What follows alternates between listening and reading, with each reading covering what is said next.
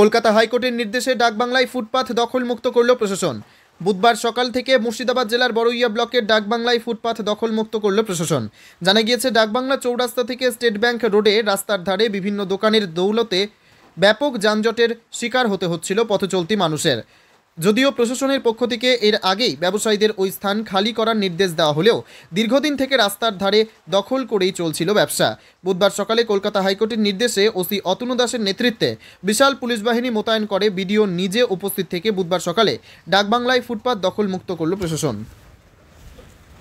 উচ্ছেদ করার মামলা হচ্ছে পুরা হাট মালিক, ঠিক আছে। আমার আজ দীর্ঘদিন ধরে ব্যবসা করে যাচ্ছি। আমাদের এটা একটা গ্রামীণ রোড, গ্রামীণ রাস্তা, পাঁচতুবি টু জালিবাগান। এখানে আমাদের প্রতি একদম ধ্যার অন্যায়, একদম সরাসরি পুরা অন্যায় হয়েছে এখানে আমাদের। আমাদেরকে জোর জবরি উঠানো হচ্ছে। এখানে পুরা হাট মালিকের চক্রান্ত, এটা পুরোপুরি হাট মালিকের চক্রান্ত। আজ আমরা কোথা খাবো? আমাদের দুটো ছোট ছোট বাচ্চা আছে, আমরা কোথা খাবো? আমরা কি অনাহারে মরবে এবার? আমাদের আমাদের আমাদের আমাদের আর কিছু করার নাই। প্রশাসনের পক্ষ থেকে তো আপনাদেরকে কোনো হেল্প পাইনি। আমরা কোনো প্রশাসনের কাছে কোনো হেল্প পাইনি, কোনো বিডিও স্যারের কাছে কোনো হেল্প পাইনি। আমাদেরকে বরখাস্ত করা হয়েছে জোর জবরদস্তি, এটা এখান থেকে জোর জবরদস্তি আমাদেরকে বরখাস্ত করা হয়েছে এখান থেকে। প্রশাসনের আমাদের কোনো নোটিশ করা হয়নি। আমাদের নোটিশ করা হয়েছে হঠাৎ একদিন আগে আমাদেরকে নোটিশ করা হয়েছে। আমার নাম আজাহার আলী। এটা দেখুন, অনেকদিন আগের একটা কেস, যে পিডব্লিউডি যখন এই রাস্তাটা তৈরি করছিল তখন থেকেই এই কেসটা হয়। অনেকদিন আগেই এটা এসডি অফিসেও হিয়ারিং হয়, তার পরবর্তীকালে হাইকোর্ট থেকে রায় বেরো হয়।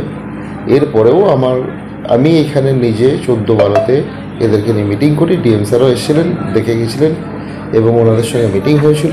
ওনাদেরকে আমরা পুনর্বাসনের ব্যবস্থাও করেছিলাম, কিন্তু ওনারা কেউ রাজি হননি। এবং তারপরে ওনারা আবার হাইকোর্টে পিটিশন করেন, কিন্তু সেটা হাইকোর্ট ডিসপোজ করে দেয় এবং বলা হয় যে রায় বহাল আছে 1961-এর যে 10th হাইওয়ে অ্যাক্ট সেই অনুযায়ী হবে।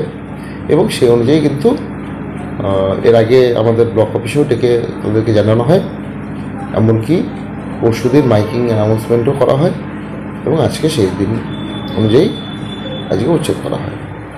কতগুলি দোকান ছিল ওখানে মোট?